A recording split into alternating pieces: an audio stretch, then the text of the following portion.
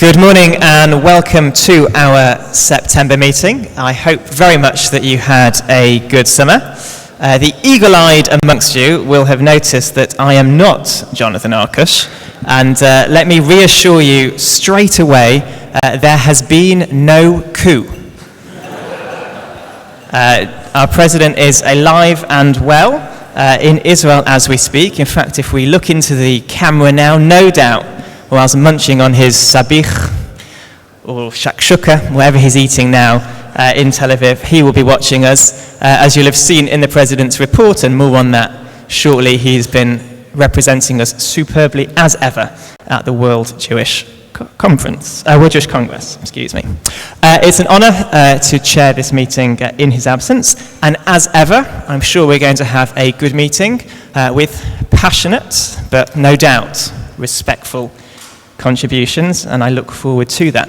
I also want to welcome Simon Hockhauser up here on the table as well, Vice Chair of the Finance and Organisation Division. Stuart, our Treasurer, is abroad on business, so Simon is standing in his place, and also as Tony Leifer, the Chair of the Constitution Committee, is in America today for the wedding of his son. It's a pretty good excuse, I think. We wish him mazel tov. I'm delighted that Jeremy is sitting up here in his place as well. I trust that is okay. I'd also like to give a quick shout out to Oliver Manieba, sitting over there, part of the Christian Watchmen over Zion. Welcome, Oliver. And Sheila, our Vice President, is really looking forward to joining you and your fellowship at your meeting on Thursday. And in fact, it's particularly appropriate that you're here today, Oliver. I know that the core message of your group comes from the book of Tehillim, the book of Psalms, and it says, pray for the peace of Jerusalem. And there can't be much more apt than that, and you'll find that that's something that, even if we might disagree on certain issues today, something every deputy will support. Speaking of praying for peace, I'm sad to say, as you will no doubt have seen, that terror returned to Jerusalem this weekend, and indeed in the West Bank, with 6 separate terror attacks, which injured a number of civilians and soldiers. And of course, on your behalf, the Board of Deputies sends out condolences and prayers for calm there. We condemn unequivocally, of course, all acts of terror, wherever they occur in the world, and indeed we will call on the international community to do the same. You may also have seen that the Iron Dome up in the Golan Heights was forced into action yesterday. It looks like stray missiles coming over from the civil war in Syria as opposed to an attack on Israel, but nevertheless worrying, particularly, of course, for Israeli citizens living up and near the border. You will also have seen over the course of the weekend what looks like 3 separate incidents in parts of America, at a fun run, stabbing potentially in Minnesota, and some bomb attacks potentially in New York. I say potentially as the details as we were sitting down here today are still not quite clear. As I've already said, and will continue to say, we will condemn unequivocally all acts of terror, should that be what it is in America, wherever they occur. Sticking on the Israel theme, something which wasn't in our notes, of course, is that Shimon Peres fell ill last week. I know that all deputies will join me in wishing him a refuah shalema, a full and speedy recovery. We hope that the news reports that came through yesterday that he does appear to be making a good recovery are true. And on your behalf, I've written to the Israeli ambassador to, of course, tell him that he was in the prayers of many of our shuls yesterday morning in our Shabbat services, and of course in our individual hearts as well. Deputies will have seen the agenda, which is as busy as ever, including 4 workshops, which are getting really excellent feedback. It's a new innovation that we've put into this triennium, and I hope you will help me guide us through this meeting safely and soundly to allow a full 30 minutes for the workshops to really do them justice. I plan on starting them as close to 1 o'clock as I can. Deputies will also have received the minutes from the last meeting. I haven't received any corrections by email, but this is your opportunity to let us know if there are any. Excellent. Then I will take them both as read and as a fair record of what happened. You will also have received by email the President's statement, which has a really wonderfully long list of Mazel Tov wishes in them. And I don't propose to run through all of them.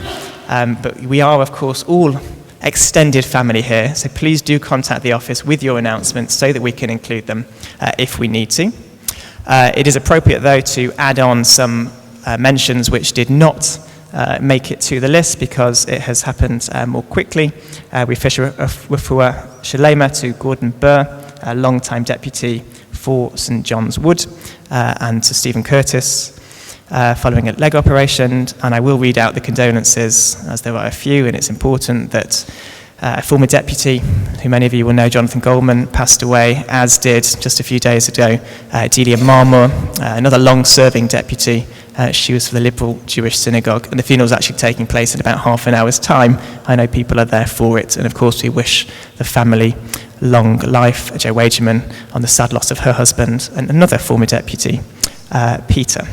On a more positive note, a couple of welcomes to new deputies. We're always delighted to see new deputies as our organisation continues to go from strength to strength, and more communities are sending either new deputies, additional deputies, or indeed are joining the board for the first time.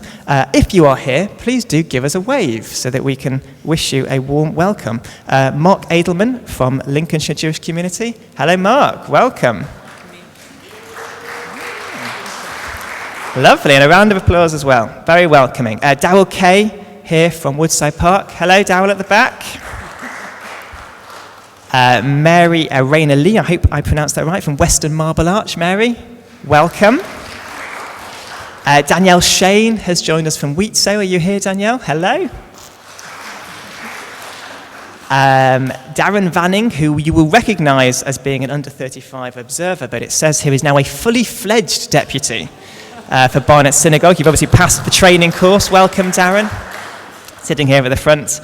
And last but not least, Liron Velleman from the Union of Jewish Students. Welcome, Liron. I've been told there might be another new deputy who's not on my list. Is that true? Please do shout out your name if you can so we can welcome you. Sandra?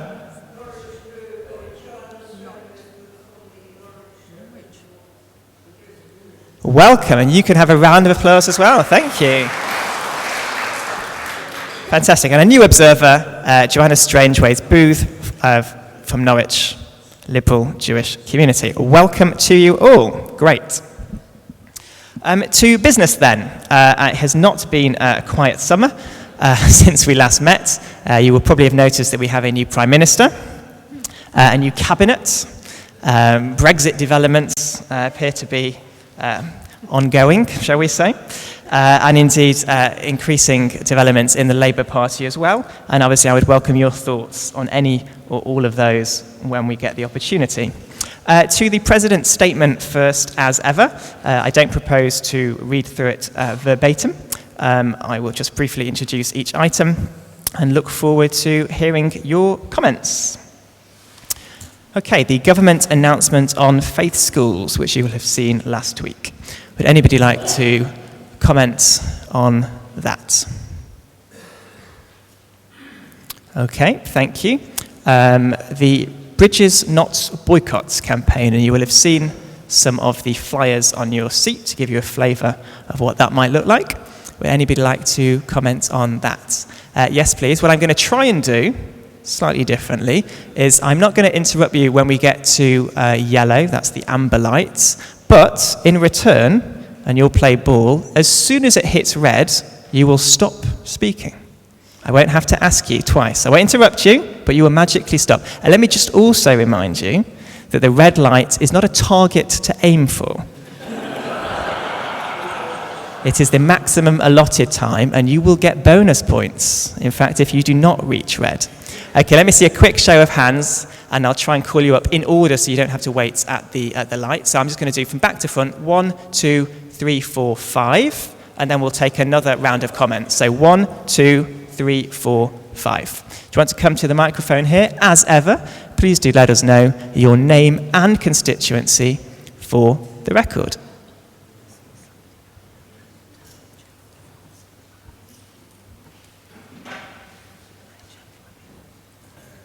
Natalie Shaw, Barnet United Synagogue.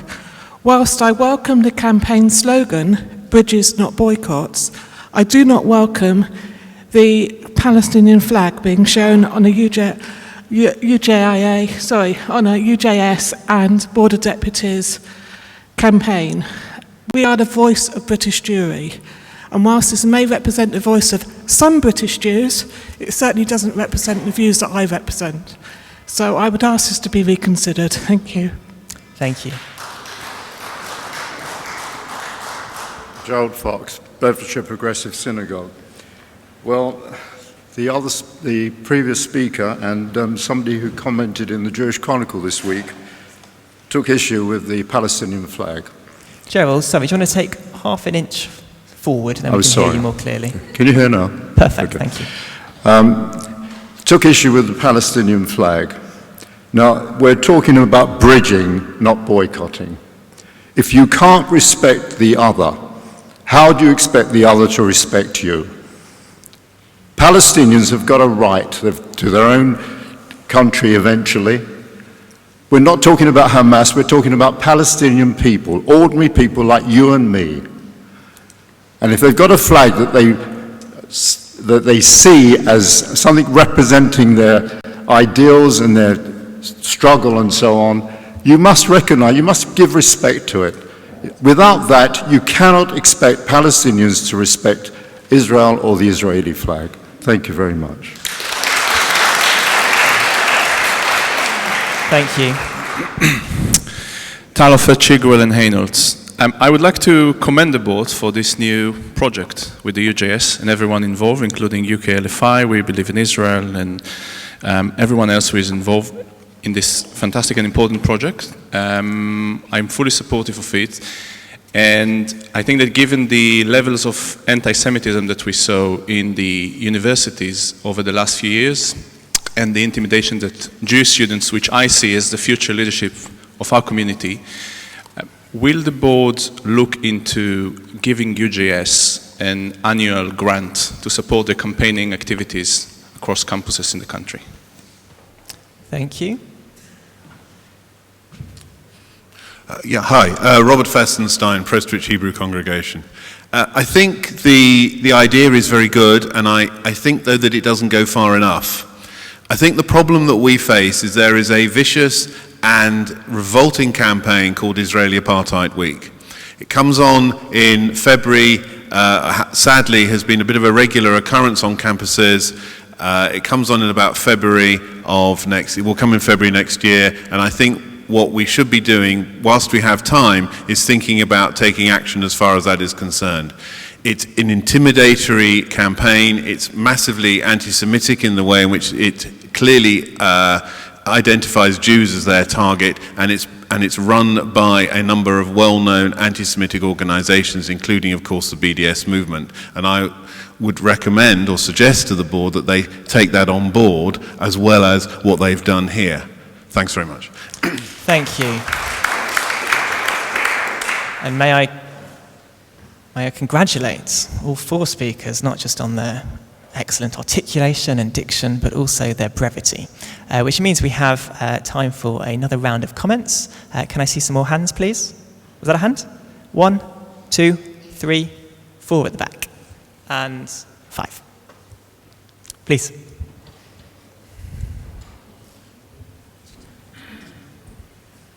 Rosalind Pine, North Salford Synagogue.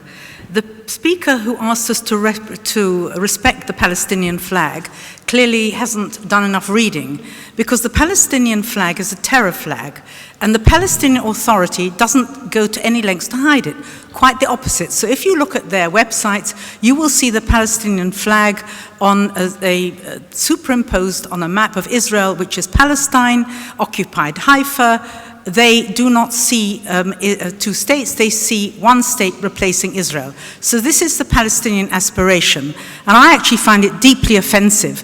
If I don't actually agree with this initiative, but if one wanted to, I would have had no objection to, say, 2 children, one wearing a keffiyeh, say, and one with a kippah. That wouldn't upset people, and it beggars belief that such an emotive subject, a symbol, should have been put out by the board. You just have to look at the blogs. People are very upset.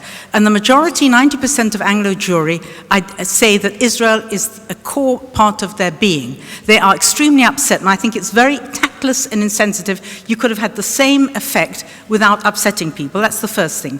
The second thing is the whole efficacy and success possible of this.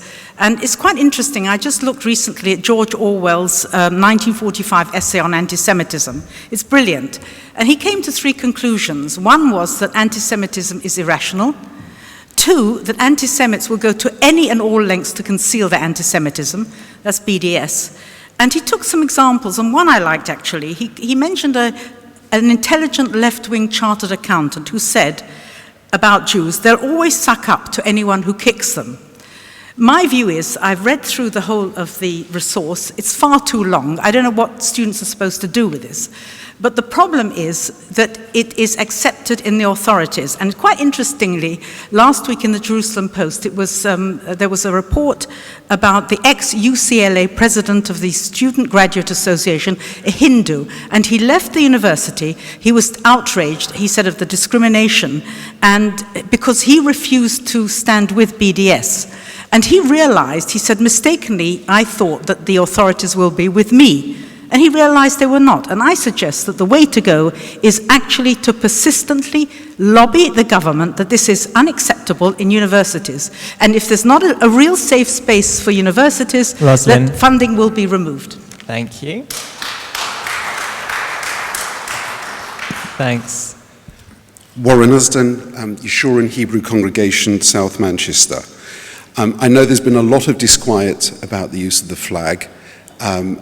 One of it from one of my constituents who emailed me last night, and she should never be ignored because it's Joy Wolf, and she's particularly unhappy about it. And I understand the disquiet, but I have to say that I support the campaign and also the way that it's been illustrated, and for 3 reasons. This is a flag that is and has been legal to display in Israel for over 20 years. For those who support and believe in a two-state solution, and I know there are those that don't, but I think that it's still the policy of the State of Israel. It's still something that this board supports. This is actually, when we talk about a two-state solution, this is actually the reality of what we're talking about. 2 states, 2 flags, side by side, living in peace. And thirdly, and let's not forget, because they do seem not to be mentioned too much, this is also about the students. They have to live with an enormous amount of hostility. They are the best judges of how to deal with what they face on the ground. And if this helps them, then it is a good thing.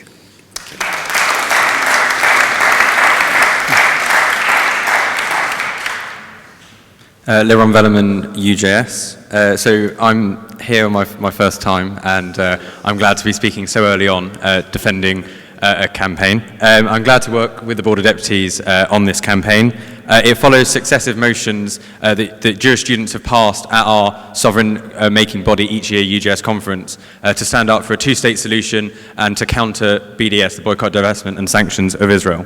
Jewish students work tirelessly on a daily basis to provide a balanced debate on Israel and Palestine on British campuses. And we've seen that over the last few years with over 10,000 students from across the political spectrum being engaged in our work. This is a campaign to equip Jewish students for Freshers Week in how to stand up for Israel, to defend against the boycott, divestment and sanctions movement. UJS are working with lots of organisations in the Jewish community and outside in what work we'll be doing throughout the year to counter these movements, and also specifically on Israel Apartheid Week, as mentioned earlier. This campaign is an extension of campaigns that we've run in the past called Building Bridges and Peace to Peace, which have engaged over 10,000 students and has led to, in the last year, over 1,000 students on campuses around the country voting to defeat boycott motions at their campuses. So again, very excited to work with the board on this initiative. This leaflet will be going out to around 2,000 students on 64 different campuses around the country. And again, we'll be looking very much forward to working with them in helping to counter BDS and promoting balanced and positive discussions about Israel on campus with other groups on campus. Thank you. Thank you.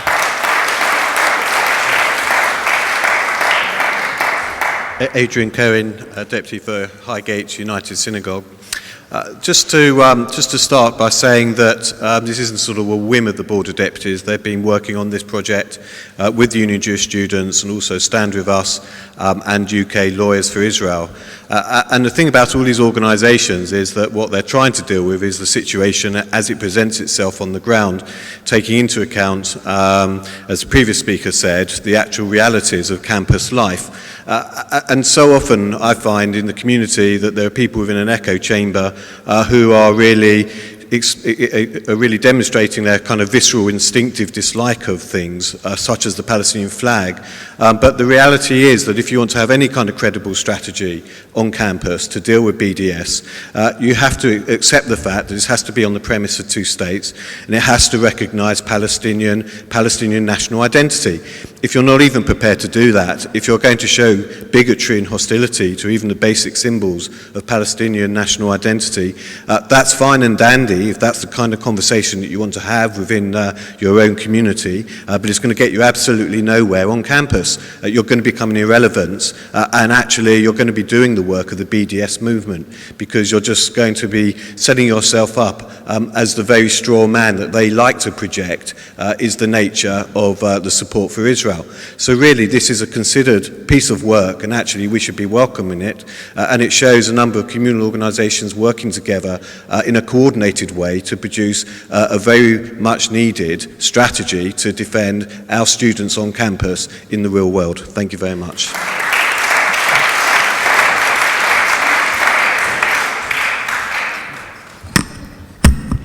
George White, United Synagogue. Although I object to the flag on a personal level, if the students want to have a flag, as that is their campaign, then who am I to tell them to do something different? So as far as I'm concerned, if that's what they want to do, it's fine with me. The second point is that instead of actually criticizing the organization of trying to do something, I want to compliment both the students and the board for actually coming up with an initiative. Some years ago, as a fresher pack, all students were sent a book called The Case for Israel by Alan Dershowitz. It's something you might want to consider reactivating, because it's a great book to help students understand what is actually going on. As regard the Palestinians, the flag, I suggest all of us take a little time to go onto the Palestinian Media Watch to see actually what's going on the other side. And instead of criticizing what's going on here, I think everybody should ask ourselves, how can we personally and collectively help the students fight what's going on campuses and support them? Thank you.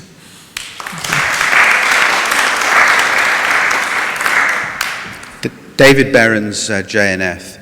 I think there are a number of aspects of this campaign that I'd like to comment on. First of all, there's the issue of democratic accountability, and the fact that the campaign, as far as I was aware, was not discussed either in the Defence Division or the International Division before being put forward.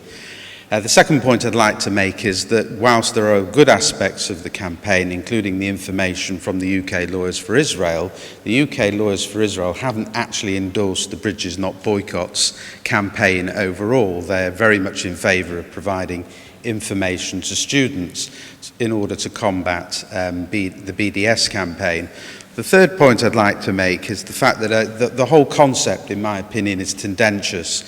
First of all, it presupposes that the Board of Deputies should be encouraging one particular point of view as to what the outcome of peace negotiations between Israel and the Palestinian Authority should be. That should be a matter for Israel and its democratically elected government. The other point that flows from this is that it's too defensive and negative. What Jewish students want and need is protection, help and support, and we should be putting forward the idea of Jewish rights to the land of Israel as being the cornerstone of its campaign. And I commend everybody Chloe Valdery's video. Chloe Valdery is a black Christian activist in America who very much believes that the best way to support Israel is to be positive and to stress Jewish rights. We don't do enough of that. That's what Jewish students need. I think it's very naive. We talk about an echo chamber, about people talking to people that just support Israel. But I think that too often the echo chamber is that the campaign must always be directed at the progressive left. It ignores the fact that most students are apathetic, apolitical, and probably on the centre right. A campaign which stresses all the achievements that Israel has done politically and militarily, and its role in security and in securing the West against terrorism would, in my opinion, have as much resonance with students as any campaign which appeals to the progressive left. Thank you very much, and thank you everybody for intelligent, passionate, and excellent debate there. As David is right, that the campaign was in the Defence Division, I'm going to let Marie respond first to some of those points. Thank you, Deputies. Can I just respond on the legalities, first of all? The flag is legal in Israel.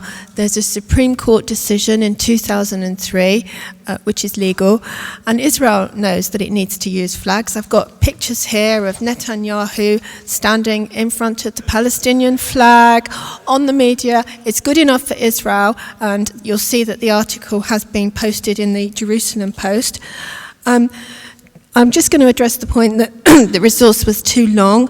UK Lawyers for Israel, and We Believe in Israel, are happy with what they've put on the resource. We agree it can be refined. They were fully involved in all aspects of this, what is really quite a modest resource. It's not a campaign, but this is about our children and our children's future. It's our duty to support our children, and they're on campus, they're having a difficult time. We have to give them the tools to have a constructive dialogue. They're going to achieve more if we export peace, and we have the ability to be able to talk to others. Putting them on campus in a hostile situation, not recognising the realities, is not preparing them for the world. This campaign has the full support of UJS, and I think that you should go with them to help them.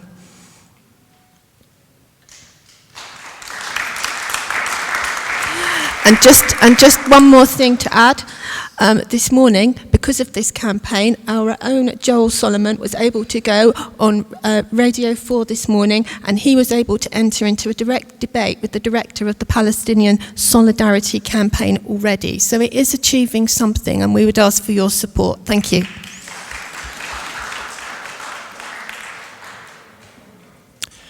Thank you, Marie, and thank you all for your comments. Look, it's very difficult for the Board of Deputies to do many things without somebody, somewhere, getting upset. And we have a very difficult line to straddle. I've noted down the responses that we've heard, and it's important that you hear that we have heard those, because Israel-Palestine issues are something that everybody in this room cares about, and we want to get it right. I think we take a steer on campus issues from our partner on campus, and that is the Union of Jewish Students. The good news that I can hear here is that clearly everybody supports the idea of us doing more to fight BDS. I would be surprised if there's anybody in the room that disagreed with me on that. We've noted then it's a question of the tactics almost of what this flag looks like. And I can understand why some people don't like it. I was looking at Palestinian Media Watch a couple of weeks ago, and on Fatah's Facebook page, on the anniversary, you'll remember, of the Munich attacks, when a number of Israeli athletes were killed, you might have thought it would have said something like, "Today we remember the killings which did nothing to bring about peace or a viable Palestinian state." And of course it didn't say that. It glorified it and the terrorists who committed those atrocities as heroic martyrs. And you ask yourself, well, is that really a partner for peace? And so I can hear the difficulties in this when people see this is the flag both of the Palestinian Authority but also of the PLO, and we can't go away from that. We do have to remember, though, and this is a big but, that students tell us that this sort of resource is necessary, and we might not like it. as the grown-ups in the room. We might not like it. We may also hear different things from our children and our grandchildren to perhaps some of the lines of UJS. But they've told us it's necessary. And Marie's absolutely right. Joel was on Radio 4 this morning, and if you didn't hear it, I urge you to look on iPlayer, directly taking on the newly imposed director of the Palestinian Solidarity Campaign, who, let us not pretend for 1 minute, is interested in a peaceful solution for the Middle East. If you go on any of the PSC's literature, it is the entire state of what we now know as Israel, plus West Bank and Gaza, and I appreciate other people would use different terms. That is their end goal. And yet, because we have this resource, because we are talking in the language that we are talking in, he was able to take him on directly and knock some punches. I promise you, go and listen today, after the meeting ideally, to Radio 4, the Sunday programme, I think. I'm reliably informed it was roughly 7:24 a.m. this morning. And obviously that will get syndicated and put on our website. This sort of language is important because it works. I also note that honorary officers are elected by you to do a job, and Marie is in her rights to take a lead on this. And on behalf of Jonathan, who I know also supports this, I commend her for doing it. But thank you, everybody, for your comments, and we have noted them, and we know that this is not a straightforward issue.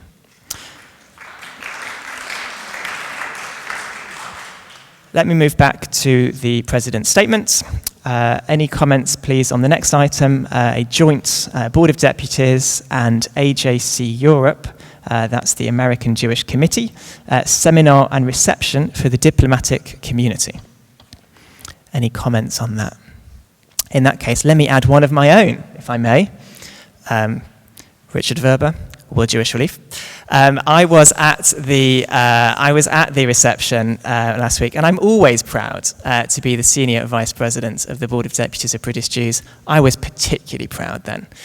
We had something like 60 diplomats from all over the country. Some 40 countries around the world were represented for two things.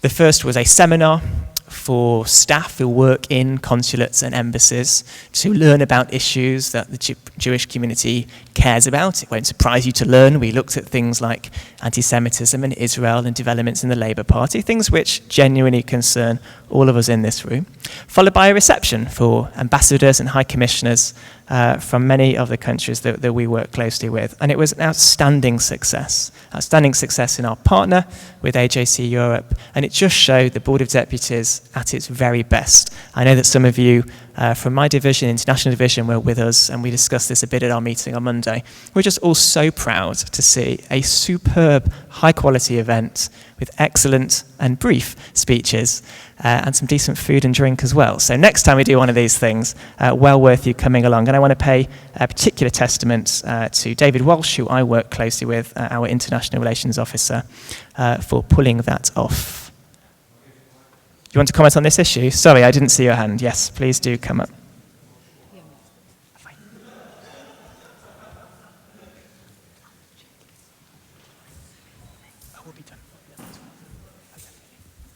By way of brief introduction, I'm Jonathan Metlis. I'm one of the two deputies for Central Synagogue in Great Portland Street. I'm not too comfortable with the spin, I'm sorry to say. My view generally about the Board of Deputies is that we spend too much time applauding and courting our enemies. Please explain why Diane Abbott was holding court at that event, which was raised in our synagogue yesterday, much to the disdain of the community. Thank you. On the contrary, I don't think we spend enough time celebrating some of our successes and the work that we do. Diane Abbott, you may like it or not, is a member of the all-party parliamentary group on British Jews. She has, as you will know, a huge number of Jewish constituents in her constituency, and so was invited, as was the entire APPG.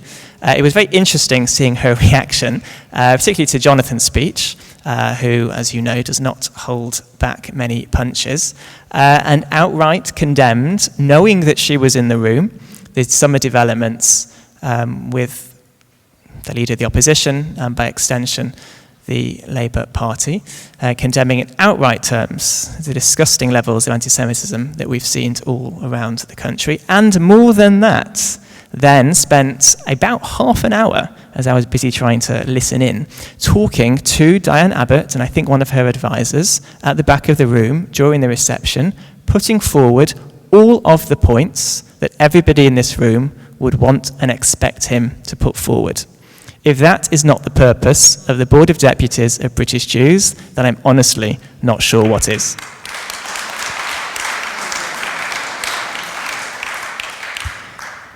But thank you for your comments. All comments are welcome.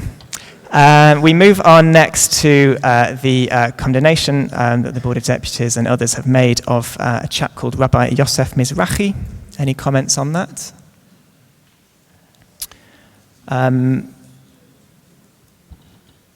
No, in that case we move on to where our erstwhile president is. You will have seen in his notes, he is not on a jolly.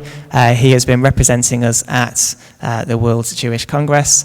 He has met on our behalf both Prime Minister Netanyahu and President Rivlin, and that's a testament to the high regard in which the WJC is held. And we, as the Board of Deputies of British Jews, are very proud to be the WJC's British affiliate. He has stayed on for a very close family wedding, and so therefore it's asked me if I would chair this meeting, and I am delighted to do so.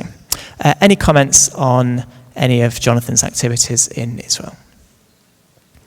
Okay, we are flying along.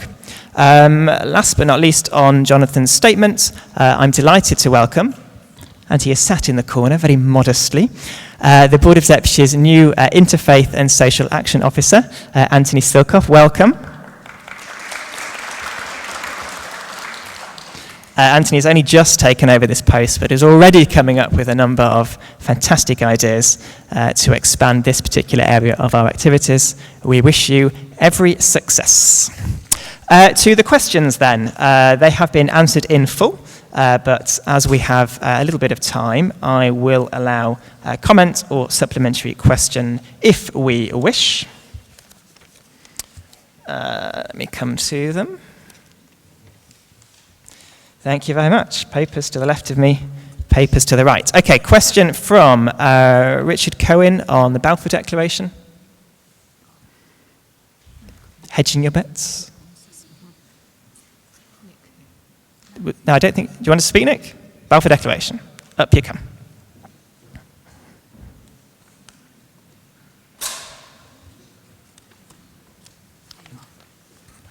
Thank you. Nick Beck, Brighton and Hove Reformed Synagogue. I am very, very worried about the potential of the Balfour centenary to be used by our enemies as a platform for going against us, asking the British government to apologise, telling untruths in the story of how the Balfour Declaration came out. What I'm very, very keen on is that the Board of Deputies should publish something which can be sent around either to students or to people in the constituencies who can be armed with the truth, with the whole story, so that we can volunteer to go into schools, go into churches, and basically be positive in taking our case to them rather than just letting demonstrations and other very unpleasant things take precedence. And I think we should be starting this now. I mean, if we just wait for it to develop in March or April next year, we've lost a race. This is what I'm asking Marie and her committee to perhaps organise, or whoever else would be involved. I don't know if it's Sheila in the community, the education division. But please, please, please, can we have something in this next 2 or 3 months that we can go out and we can actually plan so that we're going and having speaking engagements to make sure that we achieve this. Thank you. Richard, on the same point.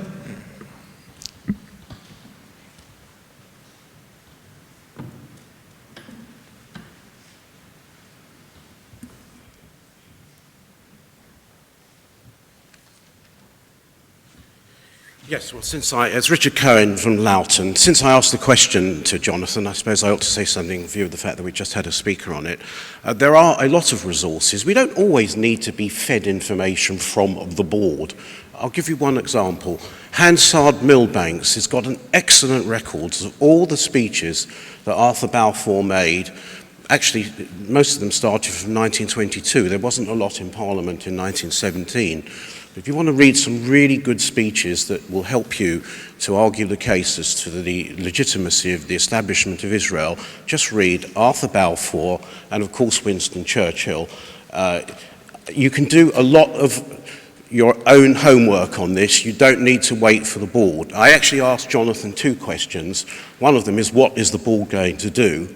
But the other one is how can the rest of us be involved? I have to admit, when I read the community briefing every week, I suppose being a human being, I do feel a little bit jealous of all these wonderful meetings that we voted for our honorary officers over the world and how marvellous it is. I just feel sometimes that I want to get stuck in as well. I think I'm a pretty good historian. I have approached the board on several occasions to ask how we can join in, and I think it's just too vague. The answer that Jonathan has given is too vague. I think the previous speaker has highlighted the fact that we've got to get in first. People are now saying that the Balfour Declaration is something to be deprecated and apologised for. We've got to get in now and not wait. So I want to know what is happening and how we can be involved. Thank you. Thank you, Richard, for your comments, and thank you, Nick, as well. Is this also on Balfour? Come on down.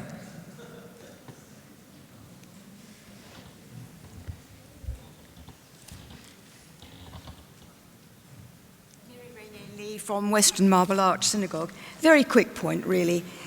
It's about common sense. I'm delighted to hear that there's so much on the internet about the Balfour Declaration and where we can find it and so on and so forth. I don't know how many deputies are here, but 50, 70 perhaps? 70 times? 150 at least. Oh, well, I'll take your word for it. Yeah. That makes it even more, my point even more important. Why should 150 people have to do the research when one person can do it and send it round on the internet? And that's what I asked for, because I'd love to read those speeches. I am very busy researching other things on the internet.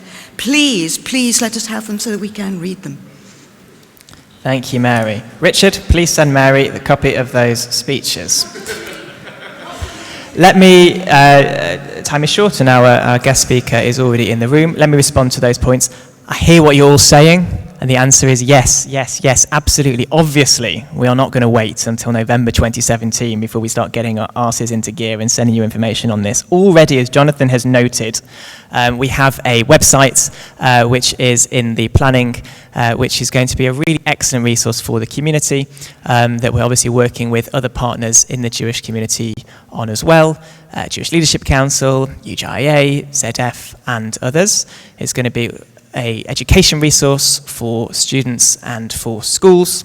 There's going to be a number of high-profile media engagements, and there's going to be the opportunity for us all to get involved in a number of events as well. On top of that, in my division, in the international division, we're also looking at putting together a number of resources specifically for deputies themselves and their families as well. Before the end of this year, i.e. before the end of 2016, you're going to see some information about all of these things. I promise you, this is something that not just the Board of Deputies, but the wider Jewish community is widely engaged on. What I've heard loud and clear, is your keenness to get this information as soon as possible, because Nick and others, you're absolutely right. We can't wait, and we already know that perhaps people who are less favourable to this than we are also planning as well, and that's why the Board of Deputies is also not waiting either. But thank you for your comments, and they have been noted. Richard Sassoon, a question on Cable Street. Jonathan's answered that, and as you'll hear at the end, there's going to be a workshop on that as well later today, so you'll have the chance to hear more about that. Gabriel Weber, a question on the disciplinary procedures in both the Labour Party and the Board of Deputies. Nothing to add. Fantastic. And finally, no, genuinely, that wasn't me being funny. Excellent. On this point, Chaim? Thank you, Ozen. It has been noted, and hence, no doubt, that is why Gabriel is satisfied with the answer that's been given. Chaim, did you have a point on this specifically? Okay, let me come to that one at the end then. I'll have a chance for any other business. And finally, Jonathan Davis's question about boundary commission proposals that may or may not affect the Jewish community. I know he's not here. Any comments on that one? Great. Okay, so Chaim, when we come to the divisional reports, please raise, and anybody else as well, welcome to raise questions on the Labour Party. But as it is now just after 12 o'clock, and we have arranged a little bit of a treat for you, deputies, I jotted down a couple of notes for how I was going to introduce Clive. Many of you will know Clive Lawton, sat here at the front of the room. Clive is a popular educator and broadcaster, as you will no doubt know, but this is what you don't know. When I first met Clive, it was at Limud Conference. Many of you will have seen him there. And I saw a man with a beard. I saw a man with flowing hair. I saw a man with open-toed sandals in winter in the UK when it was snowing. And I thought, wow, that is amazing. In order to learn about the Jewish origins of Christianity, Limud has provided their very own Jesus impersonator. And I just thought, I mean, that really showed the level of detail that Limud went to for the benefit of taking us all one step further on our Jewish journeys. Most recently, of course, you will no doubt be aware that Clive Lawton has produced with the Board of Deputies this truly wonderful resource, the definitive guide to the Judaism GCSE Religious Studies paper. It's wonderful. If you have not yet flicked through a copy, please do. And more than that, if you have not yet bought a copy and you can get it autographed, please do. But seriously, it's a really fantastic resource. Please do share it around your shuls, around your Jewish schools, but also, no doubt, all of your constituencies will take into account a number of non-Jewish schools as well. Please do drop them a line. We've got all the online links for buying them, for more information. Please, of course, do speak to Sheila at the end of the meeting as well, if you would like. That is a truly wonderful resource. With that wonderful introduction, please welcome Clive Lawton.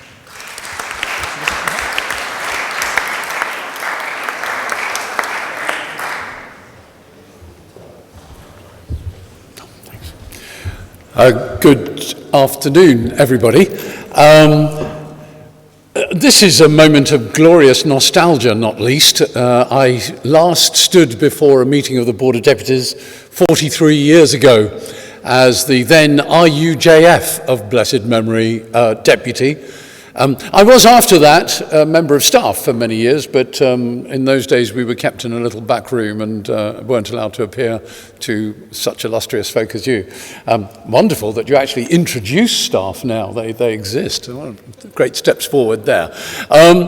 Anyway, this book, it was born, many of you will have seen all the controversies around the developments of GCSE, in schools, and not least the resolution, the requirement indeed, that if you want to take a GCSE in religious studies, you now must study two religions. That had not been the case until now. It was possible not least for schools of a religious dimension, Jewish schools, Catholic schools, so on and so forth, to pick papers which would just study their own religion. So Hindu schools could just do Hinduism, or Catholic schools could just do Christianity/Catholicism, and Jewish schools could just do Judaism. That's no longer the case. You must study something else. Well, what will that something else be? You will have seen in the columns of the Jewish press discussion about what Jewish schools should cover. By the way, I think it would always be good for Jewish schools to try and do Judaism, although that may be a radical recommendation too far. But certainly non-Jewish schools will, in some cases, have already been doing Judaism. I know that from many years ago as a chief examiner. But now what will Christian schools do? Catholic schools and Anglican schools? Well, you won't be surprised to know that a very significant proportion of the population of schools will choose Islam as their second religion. It makes excellent sense. People have to understand this religion. It's clearly in the news all the time. People need to know what it's really about and what the roots of it are and what it teaches and so forth. It won't be a surprise that schools choose Islam in many cases, and indeed that's been a recommendation by the Chief Rabbi to Jewish schools here in the UK.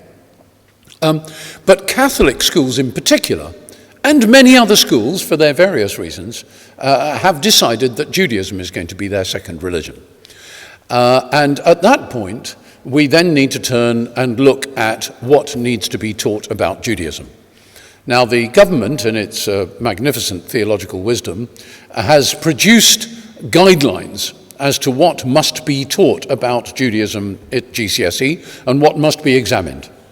Now, again, forgive me for taking you into these arcane corridors, but the guidelines from the DFE then need to be interpreted into syllabuses by the exam boards.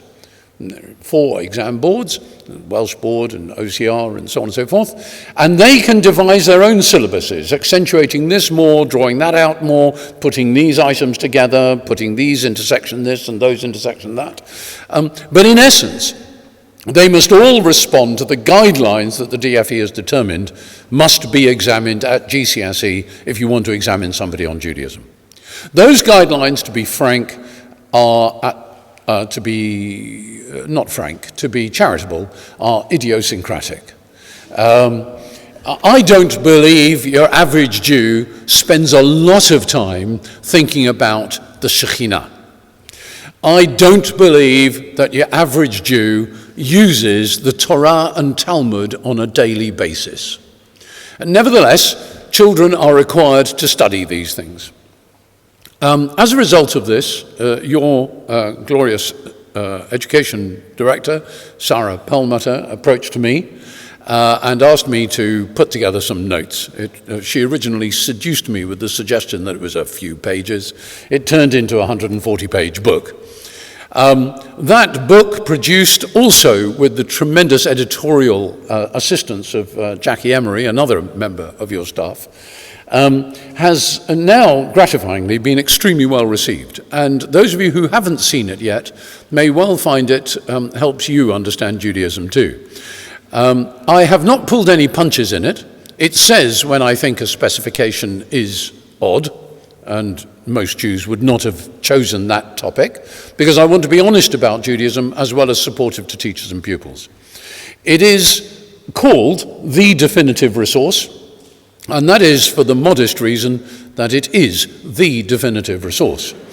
You can say with confidence to any teacher or any pupil pursuing GCSE that they will not require any other resource.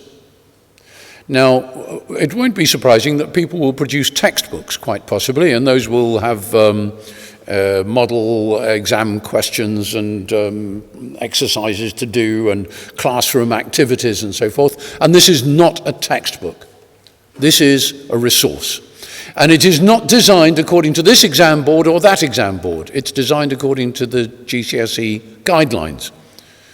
So a teacher who just wants the easy, off-the-shelf, how do I get my kids through GCSE, might attempt to do things superficially with a textbook directed at that exam board's syllabus.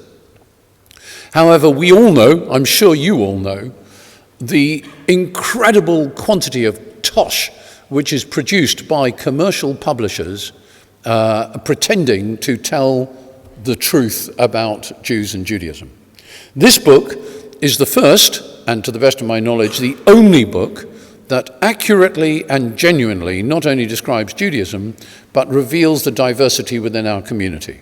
It does not say, Jews believe blah, blah, although there are some Jews who are a bit flaky and don't bother with that. It says, these Jews think this, those Jews do that, so there's an alternative view which is such and such, however, some Jews will take a different view.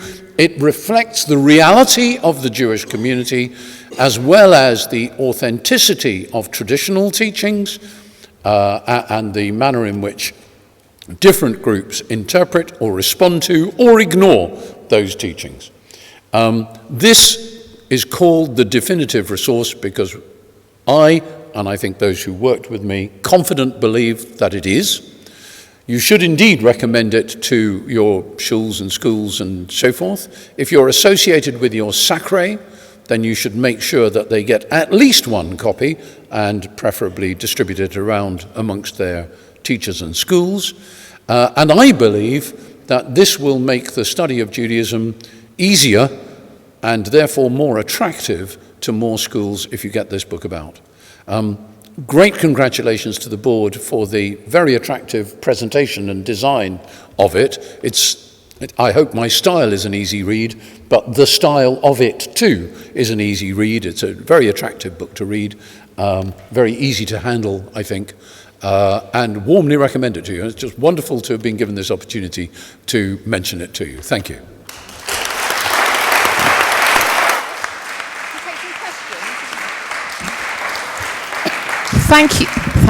Thank you, Clive. As Clive said, this is a most amazing, the foresight of Sarah to approach Clive, and for Clive to go over and above the remit to what we originally asked, and this is an amazing resource. We have a few moments if there are one or two people who would like to ask Clive any questions about his work or the work of this resource. Yes, okay, thank you. Denise, yeah. Yes, please, thank you.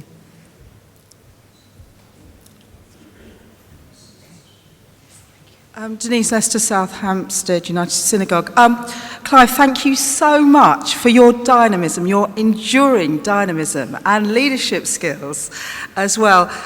I think that the board and the Jewish community should be incredibly honoured and privileged and proud to have scored so highly with you in having your amazing leadership and your outreach in the truest style to make a difference in the wider world. I'm a GCSE, O-level religious studies graduate from my cheder many years ago.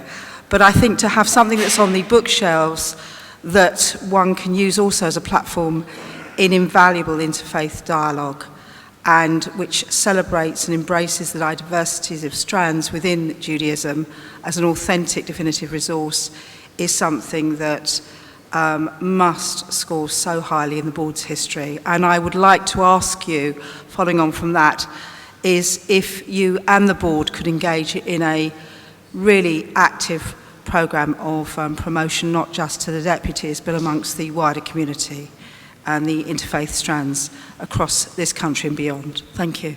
Thank you. Perhaps Clive will hear all the questions first, and you can respond. Thank you. Thank you. Anthony Epstein, Hadleywood Jewish Community. I haven't a question for you, Clive, but all I would like to say is that I wish when I sat the examination last year, I had a copy of your book.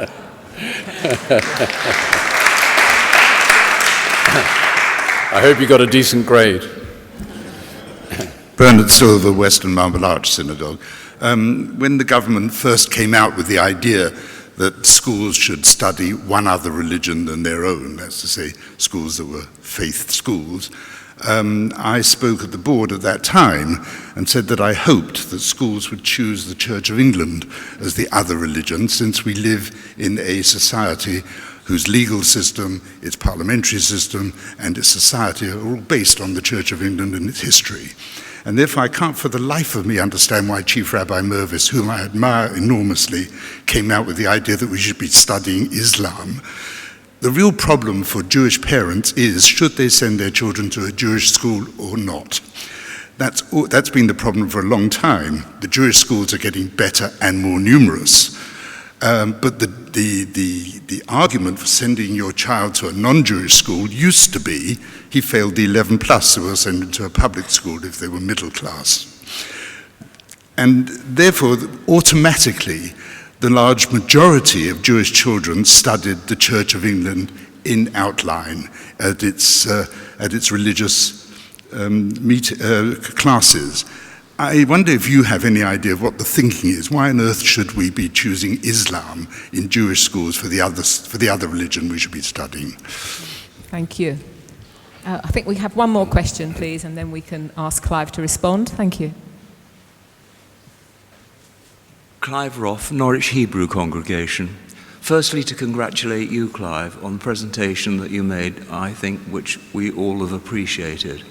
Other than to say that in Norwich there's a very smallish Jewish community, but each year we have nearly 3,000 children who either come through our synagogue or the synagogue actually goes out to all of the different non-Jewish people who would like more knowledge for their children, and that's something that we're very proud of and that we're proud to be able to do. Thank you. Thank you. If I could just take that last point first, I am a passionate small communities man, and the work that small communities around the country do on behalf of the Jewish people is disproportionately significant in terms of flying the flag for the Jews. Communities and synagogues dotted about the country in places that many folk in northwest London don't even know exist, let alone that there's a synagogue in them, do stuff for the Jewish people, which members of those northwest London Jewish communities couldn't even imagine starting to do. Great credit to you all, and Norwich is one such case. Yeah. No.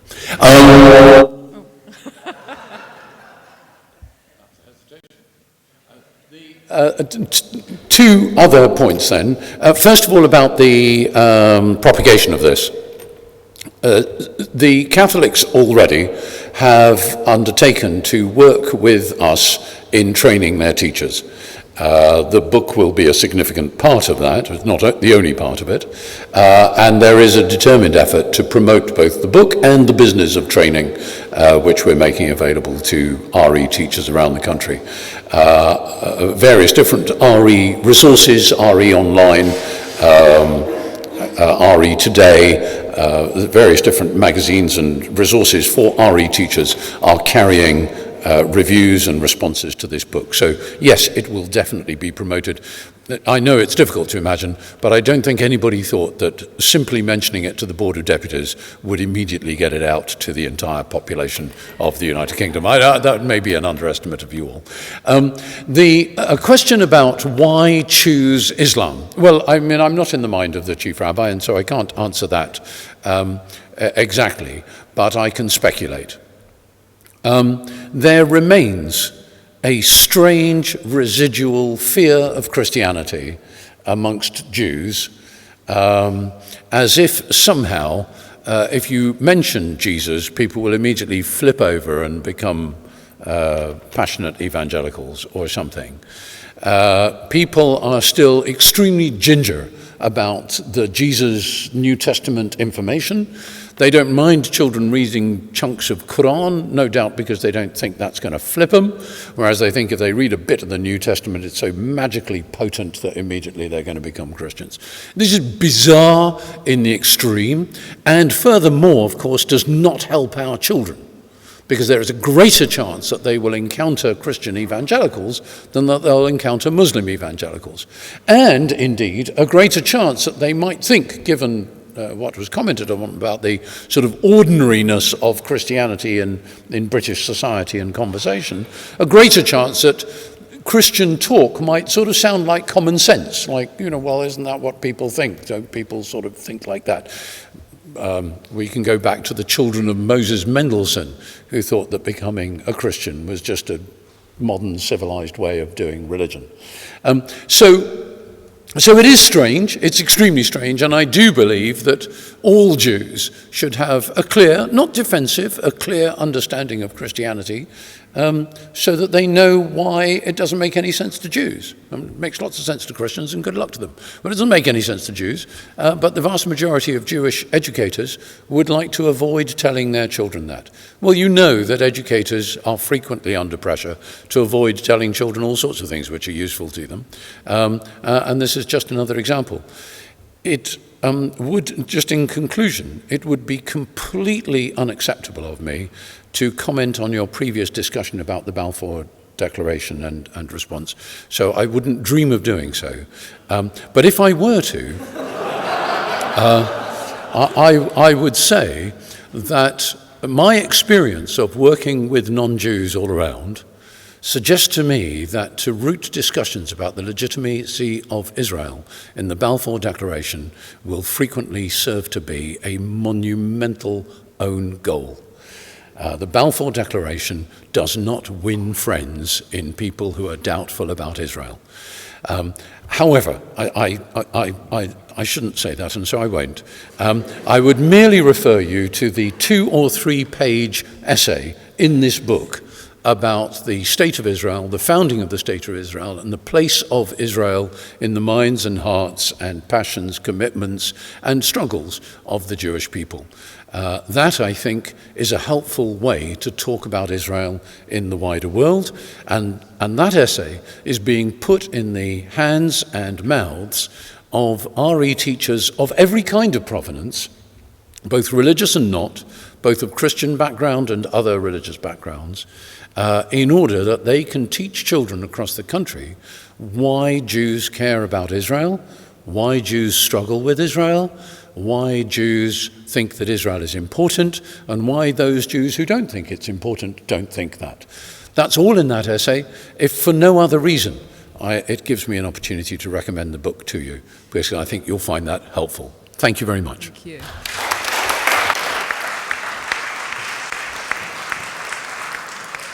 Thank you, Clive, yet again. Thank you. And, you know, we look forward in the future, please God, to working with you on many more projects. Clive sits on our voluntary professional and development working group as well, working on now possibly taking this information forward to work with Key Stage 2 children who aren't yet out of primary school. So this would be an amazing step forward, and thank you. And can I just tell people, actually, we've nearly sold out of our first 500 copy print run, and this was only launched last Tuesday. So we're now looking to reprint at least another 1,000 copies of this, Clive. And Clive is quite right. Of the sacres, I keep banging on about how we must have Jewish representation in every of the 152 sacres in England and Wales, how it's so important that sacre members who are deputies take this resource out to the teachers who sit on the boards of the sacres as well. And thank you again, Clive. Thank you. Thank you.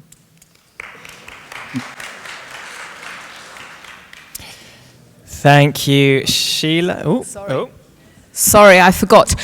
For anybody who would like to purchase a resource today, we have them at the back of the hall on sale afterwards when the workshops are taking place. We also have an available online version that can be downloaded, and there are order forms if you contact Jewish Living, myself, or Sarah Perlmutter, and we can get copies to you. Thank you.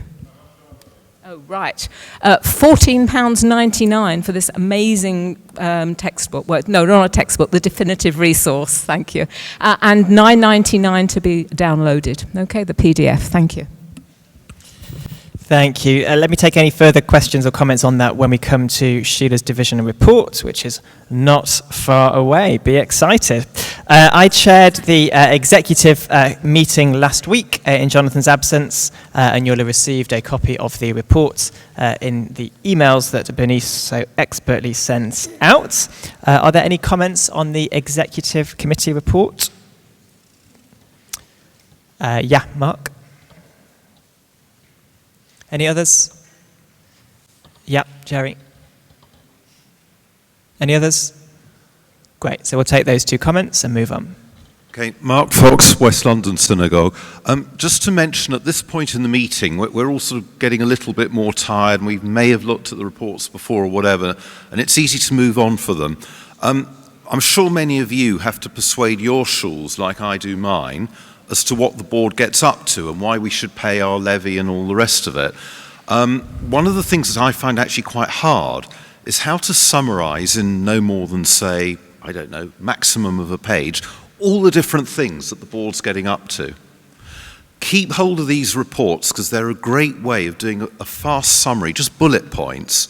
And it bluntly saves you a load of work, but B, it's just a very, very good way of persuading your shul what on earth does everyone get up to, whether it's on a Sunday morning, every so often, all the other things we do. And if you haven't looked through them, they cover the most incredible range of different bits and pieces. The thing is, there are lots of different things, so it doesn't all reduce to one neat sheet, but it's a great way of trying to send messages to your own community about what the board gets up to on why they should be involved. So, you know, they are worth a good read, even if you don't necessarily like every activity and all the rest of it, but as a way of you representing the board within your communities. Thank you, Mark. Jerry Lewis, Hampstead Synagogue. First of all, may I congratulate you on your enlightened chairmanship of this meeting today. But the opportunity of the executive report offers an opportunity to raise issues which may or may not have been discussed by the executive. I wish to raise two very briefly. On the covering letter inviting us to this meeting is the note, quote, "The meeting seating will again be arranged in 4 blocks, etc., etc." We have twice voted to return to our existing original seating arrangements. I know you personally favour this change. The arguments favouring those who are hard of hearing are irrelevant because you can still have a microphone in the front position. If anybody is hard of hearing, they can come to the front and lip read. If they sit at the back, they cannot lip read whichever form of seating we have.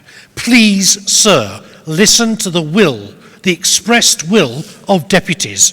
Twice we voted on it. I don't want to ask for a third time vote. That's point one. Point two, and it's something which is an object lesson, I hope, for the board. There's a very useful deputy who's sitting in the board. I don't want to embarrass him.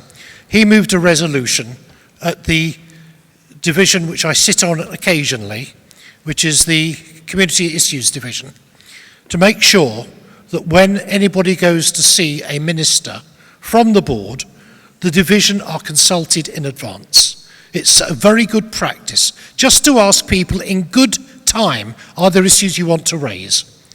And there's one issue which got overlooked when the board went without the chair, which I regret because it should be led by an elected deputy, to see the Education Secretary the other day. They thought they were doing a very good job asking about the issue of 50% attendance at faith schools. That was not the big point to raise. Those of us who sat in the case of the JFS at the Supreme Court will remember the judges saying very succinctly, this issue to be resolved needs a change of the law. And the one issue is, at the moment, we have a ridiculous system of kids Jerry. trying to prove their... Thank you. Just finish the sentence. No, we were really clear at the start of the meeting. There were no special exceptions. We need to have that Jerry, examined. thank you very much for your contribution. Roberts.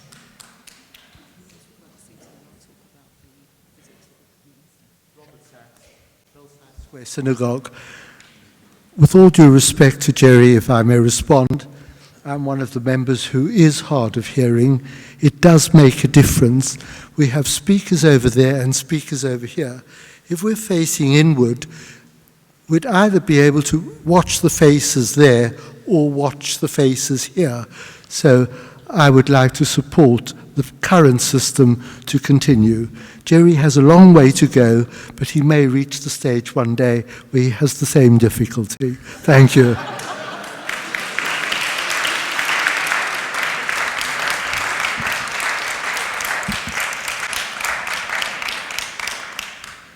Thank you all for your comments, and Robert, I think you can hear by the warm round of applause you got where we are on that.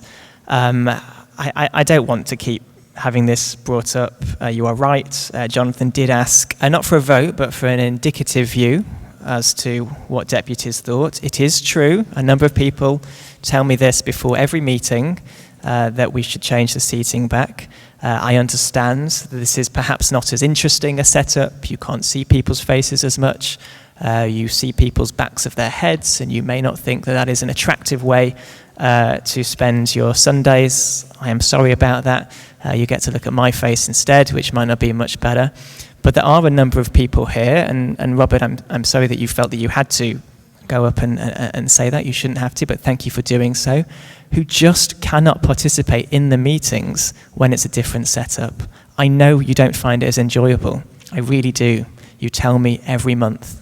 But there were enough people here, and some people who would not be as brave as Robert to go up to the microphone to say what he's just said, so thank you for doing so, who would not like to take the floor in front of 150 people and talk about a disability which may or may not be a public one. We receive those people's concerns very carefully. They tell us by email often. And that is why Jonathan has agreed, and I support him on this, and I know that my honorary officers do as well, that we're going to keep the seating arrangements as they are. I know some of you don't like it. I am sorry for that. But as Robert very articulately put, much better than I have. That's why we've made that decision.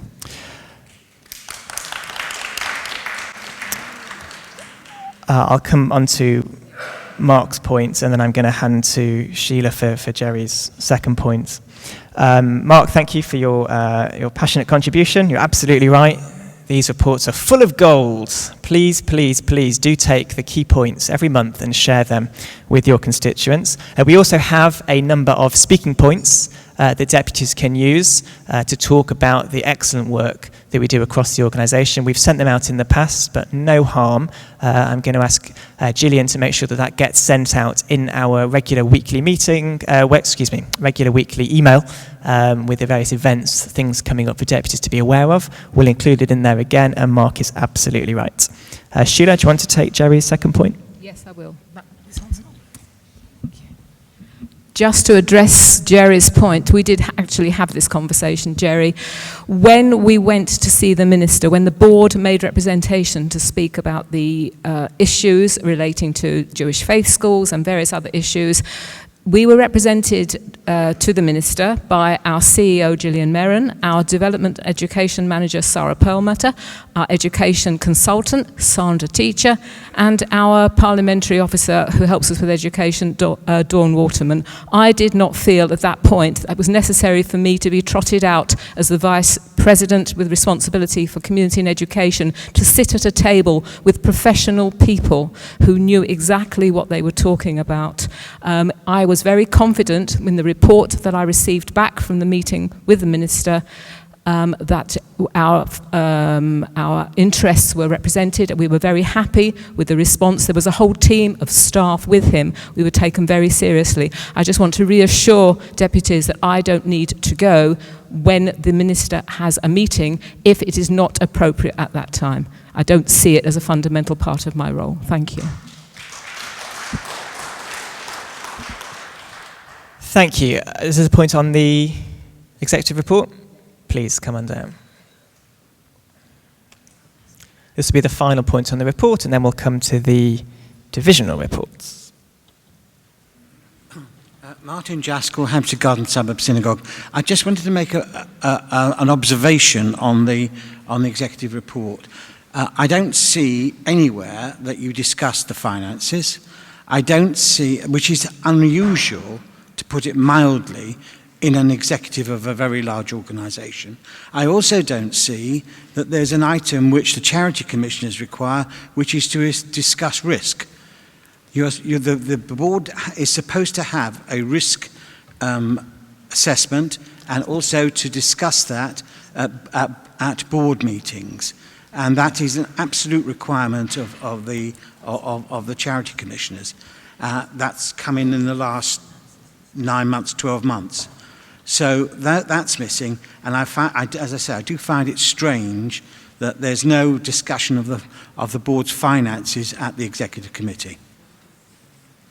Yeah, thank you very much. That's an omission. We did discuss our finances on Monday, so thank you very much for spotting an error in the report of a meeting that you weren't even at. That is very impressive.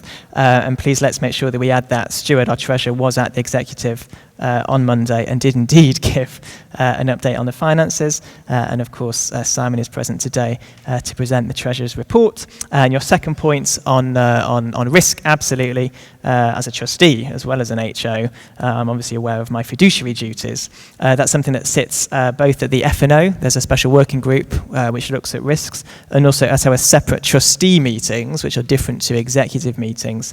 That's something that we are keenly aware of, and obviously ensuring that we're doing everything that we need to be doing, not just on that, but for other charity requirements as well. So you'll be pleased to know we are doing everything kosher. My final point on the Executive Committee report is you will have seen a note on the communal contribution, that meetings are currently being arranged with all the denominational leaderships to discuss the very small but vital increase of the communal contribution from £25, where it has been for years and years and years, a modest increase to £30. We are aware clearly that for some people that would be a significant increase, but for people who are able to pay it, we are sending promotional leaflets now to all synagogues. You should have received an email asking for your assistance in telling us how many leaflets, etc., you will need in your synagogues. Please do that, and please not only do that, but please make sure that those leaflets are distributed ahead of the High Holy Days in a prominent place. It's really important, and part of your role, my role as a deputy, to make sure that the work of this organisation is spread far and wide into our communities. The communal contribution is the lifeblood of this organisation. Without you, without each of you sitting in the room right now, we simply cannot do the work that we're doing, and we really call for your support on that, and I know in the next few weeks that we're going to get it. Let me move now on to the penultimate item on our agenda for today, the divisional reports. We're going to whiz down the table. This way I'll go last because you are fed up of hearing me speak. So we're going to begin with Sheila, if you would like to present your report. Thank you, Deputies. So my report is with you. Just a couple of updates before I take any questions. I'd like to congratulate Bob Vertes, who has been not an elected member because there weren't enough people standing as candidates. So Bob automatically becomes a member of my division. I'm very proud to have him as a valuable asset. Bob is an experienced educator, and I'm sure he will make a valuable contribution. Also, congratulations to Janet Tresman, who has become the new joint chair of the women's group, which again sits under my division. So thank you, and congratulations to both of them.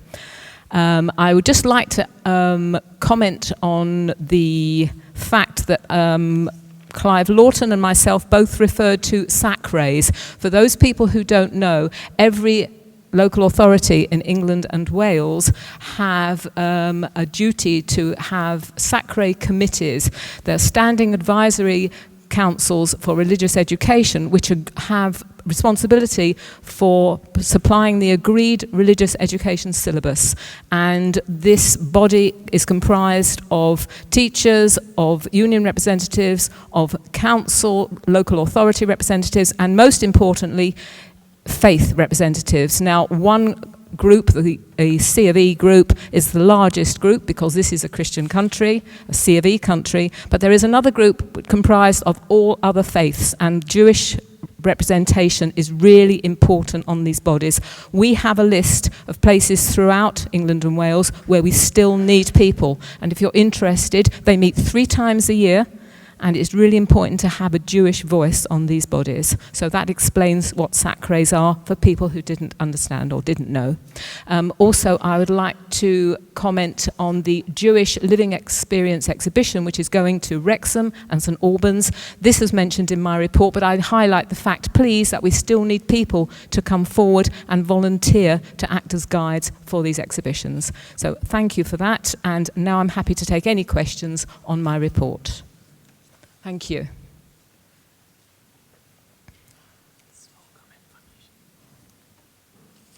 I've just been an update. All our resource books have now sold out.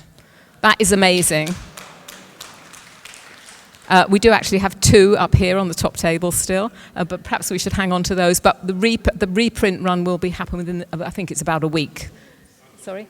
Oh yes, we have order forms. Thank you, Gillian. We have order forms. And of course it's available online. So sorry, thank you. If you'd like to comment, yeah. Good afternoon, Barry Shine, representing United Synagogue, but I'm a SACRA representative, and I wanted to ask if thought could be given to providing copies to those SACRA members that you've just mentioned, so they've actually got it with them to promote, to encourage, to show to their fellow members at SACRA meetings. I'd ask you to give that consideration, please. Thank you. Yeah, we have actually contacted, I do believe Jackie has sent out notification to all deputies who are SACRA reps. It's quite a difficult position, Barry, to, we'll check up on that.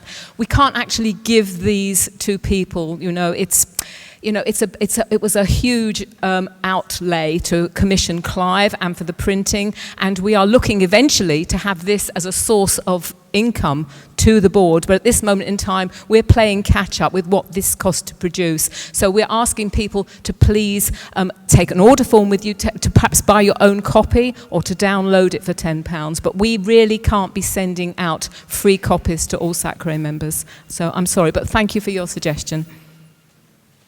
Thank you. Is it appropriate to comment on the resource book here? On this Yes, section? absolutely. Thank Yes. you. Only if you're going to say nice things. Very, very briefly. Yeah, pretty nicely, not completely. Anthony Feather, West London Synagogue. I think it's a little bit presumptive to call it a definitive guide to Judaism. I would have preferred the word guide rather than definitive. I've just skimmed through it. I haven't read it, so I'm speaking from semi-ignorance. But there's certainly some factual errors in it. And one thing I think we ought to look at, and probably inadequacies if you like, is the communality between the religions, rather than separating Judaism as completely definitively defined, separate from Christianity and Islam and other religions. Clearly, the Judeo-Christian ethic comes from Judaism. Christianity came out of Judaism, that should be stressed. Islam came out of Judaism. Islam honors Christianity and Judaism. That is something that should be brought out. The origins of Christianity, of course, Jesus was Jewish. Thank you. Okay. Thank you. Thank you, Anthony. Can I take the questions first and then respond afterwards, please? So if you'd like to come back, Marilyn. It's about interfaith. Okay, and it's thank you. Good news. Okay, good. Okay, so this is good news. My name is Marilyn Trovato, Leeds. So this is good news from Leeds. Nisa Nashim, which means women in both Hebrew and Arabic. Of course, Arabic is the language of the Quran. Has launched its very own group in Leeds earlier this month. It is a social action network, and it's delivered by a core group of women, volunteers of the Jewish and the Muslim faith. Supported by a part-time project manager, it attracted, I don't know if that's the right phrase, a governmental grant of £30,000. I know also that it's supported by the board. So, Nisa Nashim's aims are bring together Jewish Muslim communities through its women's members, to develop leadership skills in women, and to bring benefits to the wider community. Its co-national chairs are Laura Marks and Julie Siddiqui, and of course, each branch has its own chairpersons, which duality of one Jewish and one Muslim. Thank you very much. Thank you. Thank you, Marilyn. Chaim. Chaim Ben Sion, St Albans Masorti Synagogue. Thanks for the plug, Sheila. And equally as it is important to find volunteers for the exhibition, the Jewish Living exhibition in Wrexham, I'm driving the Jewish Living Experience exhibition in St Albans. We've already had quite a few bookings, and moreover, what we're finding is that there's a lot of interest from the schools that are booking with us to have educated people from the Jewish community to attend their services at the classes in the school. Equally, there's a lot of interest that this exhibition has generated in schools wanting to actually visit a shul. And I just wanted to make the point that it is so important if you are, especially the small communities that were spoken about earlier, to try and develop interest in hosting the Jewish Living Experience in your community.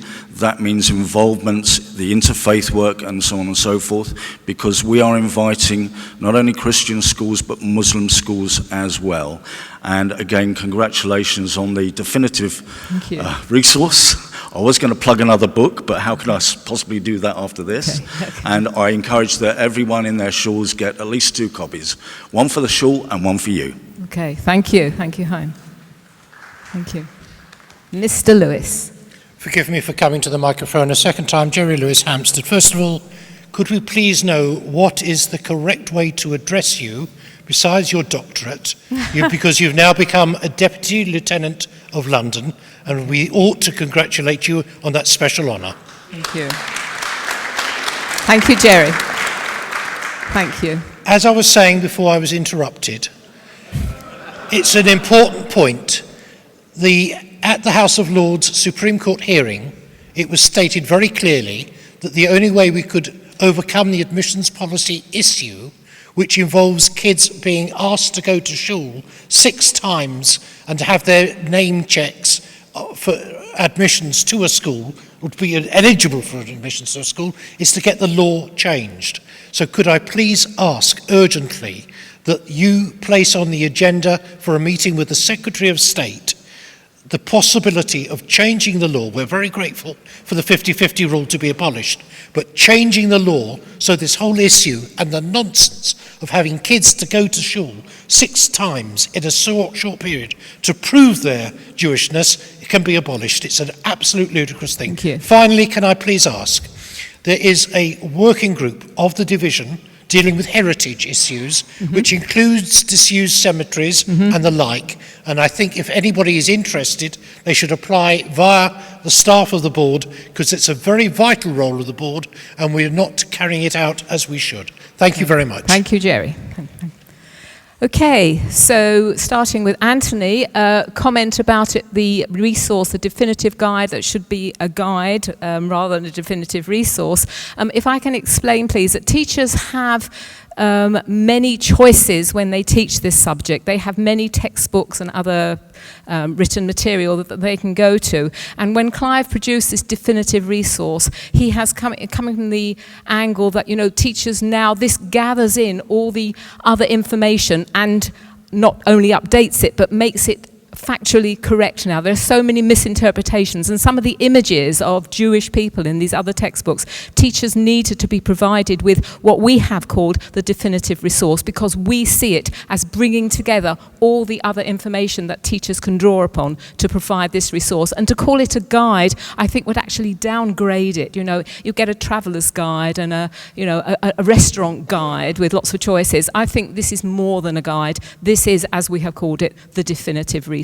And I think if you have read it, which I have, then I'm sure you will agree. It is, you know, this is the answer to every teacher's prayer who wants to teach about Judaism. So that's my comment there. Marilyn, thank you for letting us know about Nisan Hashim. I was actually at one of the meetings in Northwest London where Laura Marks and Julie Siddiqui actually had a group in a school, and they are doing wonderful work throughout the country. So thank you for that information.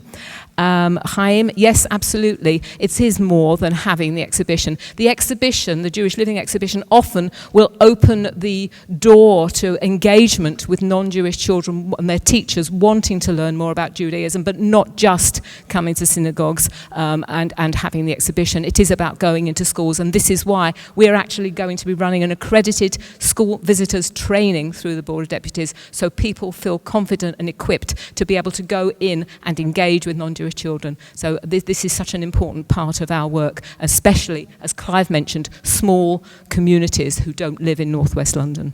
And the last point, Jerry, my new business card that is not a board card actually says Dr. Sheila Giwob, DL. So the DL stands for Deputy Lieutenant. Briefly, I am one of many. I am not the Deputy Lieutenant. There is a Lord Lieutenant, a Lord Lieutenant and a Vice, a Lord Lieutenant and a Deputy, a Vice Lord Lieutenant, thank you. And there are deputies appointed by the Lord Lieutenant. Some of these are representational, where they'll go out and meet the Queen and other royal guests, and ladies, do not carry swords. There is not a uniform actually for ladies. We would just have a medallion. But I've actually been appointed to work on a faith council run by a very experienced, astute person I'm sure you will have heard of Mr. David Dangor, and he has been appointed by the Lord Lieutenant to have a faith council of 16 people who are working to engage in a safe, non-religious space to bring in marginalised and disadvantaged faith people in the Greater London area to be able to acknowledge the work they do and make them feel as though they're part of being London. And this is what I have been appointed to help with. And it dovetails so nicely with the work that I do for the board in education about being Jewish to non-Jewish people. So that sort of explains what I'm doing there. So, and Jerry, the last point you made about a law to instruct Jewish faith schools on how they should have their admissions procedure. You know, that is not something that needs to be enshrined in English law, British law. I think that is a matter for the faith schools to decide how their admissions procedure goes forward. Happy to talk about this again afterwards with Sarah, who's the expert, but this is not something that we need to have a law in our parliament through. Okay, thank you, and thank you everybody. Afternoon, Deputies. I'm sorry that Lionel Kopolovitz isn't here because it's the first time the defence report is on 2 pages and he's not here to see it. Now, it's been a summer full of high-profile political interventions. You've probably seen some very strong statements, for example, about Shami Chakrabarti, our whitewash for peerages statements, draining the cesspits of anti-Semitism beyond disappointing, have made the media throughout the world. Gillian has starred on TV, and she's admirably put the case. You can see that we are constantly having to make these comments, recently again in relation to Ken Livingstone. So we are on the case, and there's nothing that we are not tackling. Can I just mention something that's happened on Friday? It was too late to go in the report. I have been contacted about the Methodist exhibition at the Hind Church in central London. I want to reassure everybody that a statement was issued on Friday morning. The board is cooperating with all the other communal organisations. There's a lot of concern about this exhibition. It's a Palestinian exhibition in the church, for those of you that haven't read about it, and there is great concern. It's in central London. So we've contacted the Methodists, we've expressed concern, and there are steps being taken to also enter into a constructive dialogue after it. So the concerns have really been taken on board, but it is causing some anxiety. If you read the JC, you'll see what I had to say about that, but that could develop during the week. So does anybody want to ask any questions? I think there'll be a few. Do you want to go to the...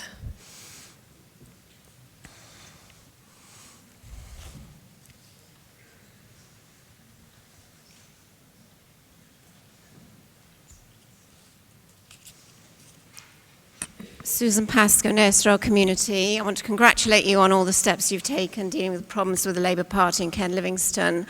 One additional point I wanted to raise is a lack of sense of urgency in the Labour Party in dealing with Ken Livingstone repeated his statements about Hitler collaborating with the Zionists on the 6th of September and again the day after, but the NCC won't be dealing with the issue until the end of the month, until after the Labour Party conference, and it shows complete disregard for the grassroots Jewish Labour supporters who voted Labour loyally for years and would obviously encourage the board to take that forward with the Labour Party, that their many band of loyal Jewish supporters are withering. I mean, can I just say on that before you leave? I absolutely agree. We have repeatedly called for him to be expelled. I think it's outrageous that he isn't. And if Labour do not expel him, that raises so many serious issues. I cannot believe that anyone can not be expelled. I fully agree. We won't be forgetting about it. Hello. Jeffrey Gaffson, Mill Hill United.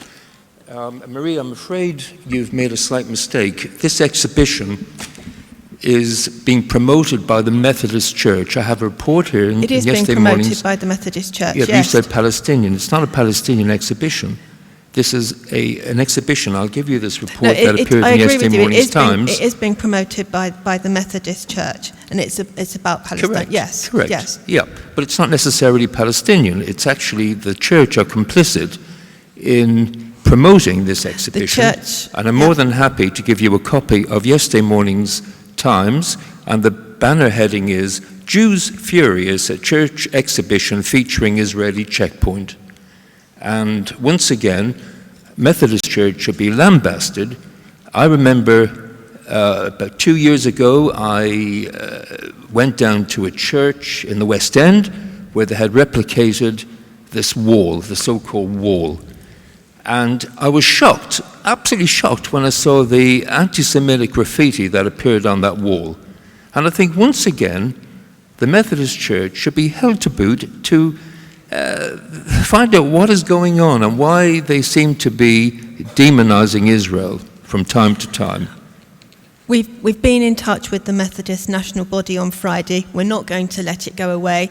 I didn't have a big explanation of it, but yes, you're absolutely right. There is a checkpoint there, and it will develop during the week. And if you look at the JC, a strong statement has gone out, but it is of concern. But we've also got to try and bring about a dialogue with them. Can I just say, perhaps on the positive side, they do have a very good relationship with West London Synagogue, and they both run the night shelter together. So there has been a historic relationship. Well, listen, we're all very deeply disappointed and very concerned about this. So we will be taking it forward, and we will be seeking a dialogue with them afterwards. Thank you. Thank you. Appreciate it. I've read the Times as well. I don't need it. Thank you.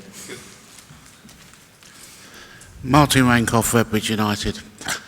Whilst we welcome the board's attempts and statements, we feel that it was a little bit weak with regards to the use of the word disappointed about the exhibition. However, the exhibition, as the last speaker said, is the second time that we've seen a protest by the Methodist Church.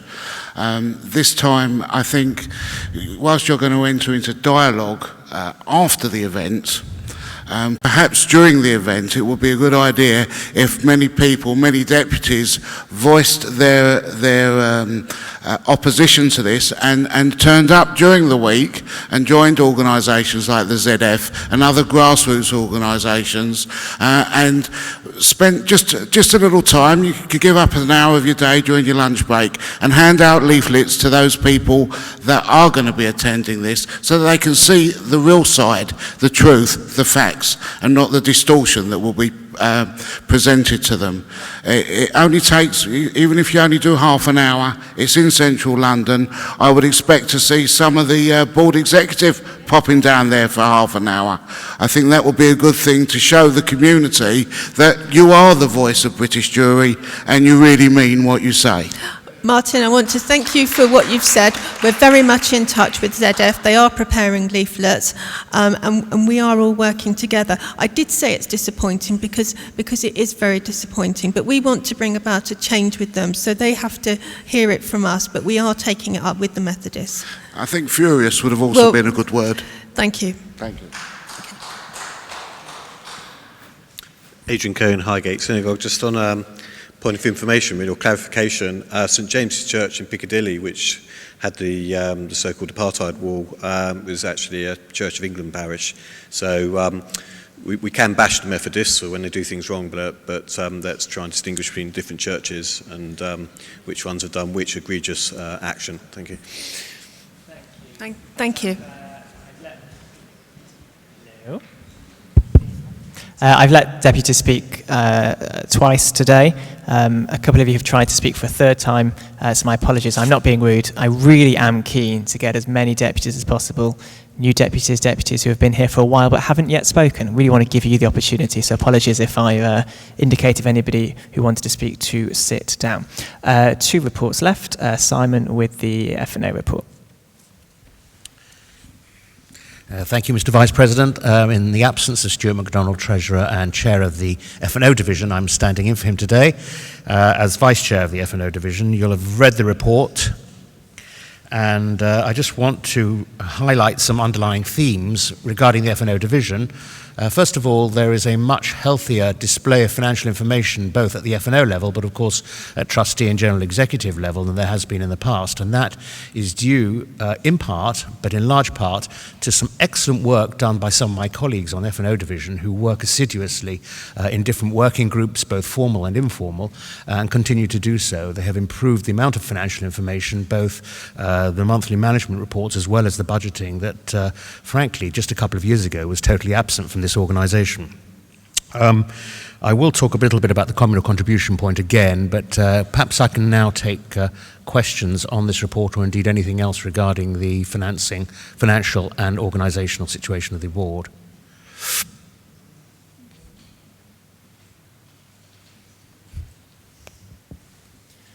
Great. That's marvellous.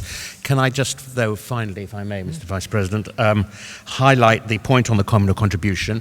You described it before as the lifeblood. It is the lifeblood. Some £700,000 of our income comes from communal contribution, and only a small increase on the communal contribution would swamp any other activity that takes place to help the board. Therefore, the call by the President for us all to encourage our schools and other organisations to push through or to help put through the increase from £25 to £30 by distributing the leaflets. These things are not done in isolation. It's important that people who contribute to the Board of Deputies are aware of the activities of the board, and the leaflet that goes with it, which was sent out in conjunction with a letter from Jonathan Arkush, please do request those from the board because they are so important in the context of the contributions that are made. Thank you.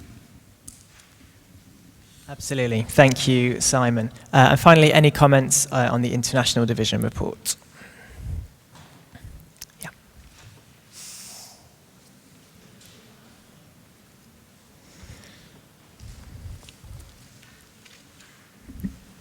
Bobby Garson, Menorah Synagogue, South Manchester. I noted that, height difference. I think there should be a height regulation for the board meeting. Trouble is, I'd probably be excluded. I note that there were some discussions about the passport applications with the Spanish embassy. A number of people, including myself, are in the process of applying for passports from Germany and from Austria and from Poland. My parents were deprived of their citizenship in Austria. I wonder whether there could be some discussions with the consulates of these respective countries about how this could be facilitated, and indeed whether there should be some sort of guideline. The Jewish Chronicle had a number of letters last week saying that people who applied for German or Austrian passports were being disloyal, and I would like the International Division to consider whether there should be some guidelines and some responses to some fairly hostile comments about these passport applications. Thank you. Thank you. Alex Brummer, United Synagogue. Very impressive report in terms of the number of meetings you've had, but this summer has been one of the most tumultuous geopolitical summers of recent times. We've had the continued rise of the right in Europe, the success of the Alternative for Germany party in Germany. In the Middle East, there are huge tectonic plates moving at the moment around Syria, and which affect obviously Israel and Iran as well. In the Americas, we have presidential elections, a terrible situation in Venezuela, economic depression right across South America, Latin America, yet none of these large, big issues are referred to at all in the International Division report. All we have is a list of very, very boring meetings with ambassadors, no substantive information at all. Thank you. Thank you, Bobby. Thank you, Alex. On the question of the German passports, or indeed other passports around the EU, we have actually been in touch with the German embassy on this because Germany, more than any other countries, has received so many applications, not just from Jews clearly, but from people interested in getting in touch about their family backgrounds. They've told us they've actually put on extra staff specifically to deal with inquiries, and you asked if there's guidance for the process of how you would go about getting your second passport, extra passport, and then that exists on the embassy's website. If there are other countries that people are struggling with and would like us to have a word, then we're happy to do so. And I'm not going to offer any personal comments or on behalf of the board as to whether that's somehow, I don't know, not fair on Britain that you're thinking of doing this, or wrong because of the second. Well, clearly each person's family history is personal, and you are obviously within your rights to choose what you want to do. But on the substantive point of is there a process, there is, and indeed the German embassy has put on extra staff. Alex, thank you for your comments. I was at some of those meetings and they're not boring. Some of them are really important. You're right, clearly, that we haven't commented on every single thing that's going on around the world, but then the Board of Deputies is not a news agency and is not going to be commenting. I am sure you will have access to, for example, the Daily Mail online, and I'm sure Alex can sort you out with a subscription if you want it. I don't want this organisation to be just parroting, commenting on things that are going on. We will only put in the reports things which are clearly going to be of use to this organisation and by extension to the British Jewish community. We made a decision, our division at the start of the year, to focus on areas that were physically closer to home. So areas where we have more influence, that's obviously on Europe and supporting the much smaller Jewish communities there, monitoring anti-Semitism around there as well, and lending our support where appropriate. Clearly, Israel, peace process, all very close to our hearts as well, and something our division is looking at. But your points are noted, and we'll see if we can jazz it up for you for next time. But thank you, and thank you everybody for your comments on the reports. Before we go to the workshop, there is one matter of business. You will have seen that there's an application from Jewish Student Chaplaincy in Scotland. This was considered by the Constitution Committee. On behalf of the Constitution Committee, Rachel Savage is going to briefly outline the application.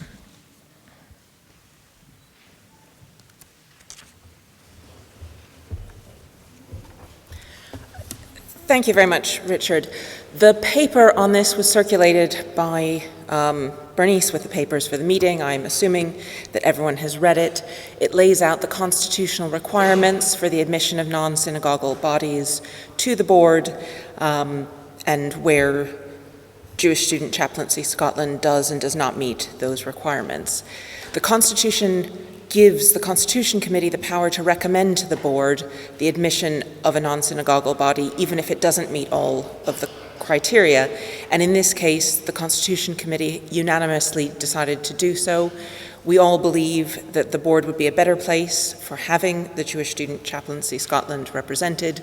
We think that it's an area of great interest, as just demonstrated by the debate this morning on BDS on campus, to have student representation, to have representation for people who work with students. And we also think that it's important, from some of the debates came up today as well, to have representation from outside London. And we think that this organization ticks both of those boxes. So on behalf of the Constitution Committee, can I please urge you to vote in favor of allowing Jewish Student Chaplaincy Scotland to join the board? Happy to answer any questions. Thank you, Rachel. As Rachel says, we will shortly be taking a vote, simple votes, so we're not doing anything complicated, just by show of hands. But are there any comments or questions or clarifications before we take that vote? Any comments or questions before we take the vote? You've got the information you need, please. They would be entitled to one deputy. Any other questions? The question was, would we, the Board of Deputies, have to pay expenses for their representative if they're coming down? As with all deputies who live a certain distance outside of London, provisions are made available. Final question? Sorry, I would prefer people not to shout out because I know everybody can't necessarily hear. Do you want to come to the microphone? I will now have to repeat your question because some people won't have heard it. The question was, which is a reasonable question, are any of the other chaplaincy boards represented on the Board of Deputies? Chaplaincy HQ, if you like, the central office based out of London is represented, and I think Harry's at the back. Yes, hi Harry, welcome. As far as I know, and you'll correct me if I'm wrong, I don't think any of the regional boards are represented. This will be the first one, is that right? Yes, that is right. Any other questions or comments? Okay, so Rachel, I'll take your guidance here. We're doing a simple show of hands. We need a 2/3 majority to accept chaplaincy. If obviously it looks close, then we'll do a more rigorous count. But if it's not, then a show of hands will do. Please, all those in favour of supporting the application of Jewish Student Chaplaincy Scotland, please raise your hand. Anybody who is not in favour, please now raise your hands. Any abstentions? A couple, and they have been noted for the record. Thank you. Overwhelmingly passed, and we look forward to welcoming Jewish Student Chaplaincy Scotland to the Board of Deputies in the very near future. Welcome.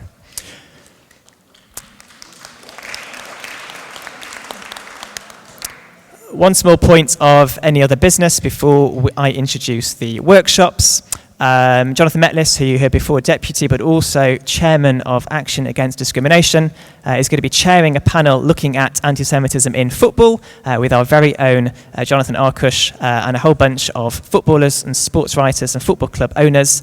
You'll have seen this in the Deputy's email, but here it is again, 6th of October 2016. If you are London-based, it's at JW3, or if you would like to make a journey down, I'm sure you'll be very welcome on the 6th of October.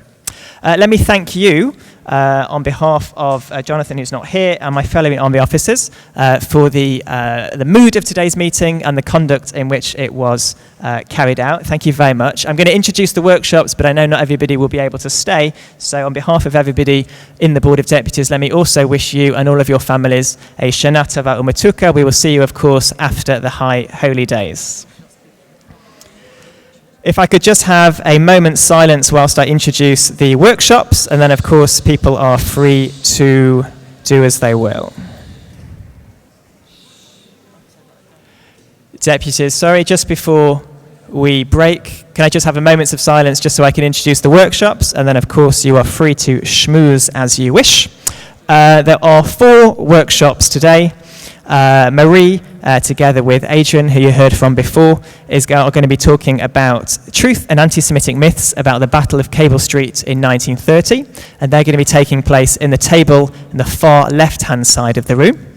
Rosalind Pine from the International Division is going to be conducting a letter writing to the press workshop. So how do we put across our points of view more succinctly? Rosalind has a lot of experience and more importantly success in getting letters printed, and she'll be sharing some of those secrets.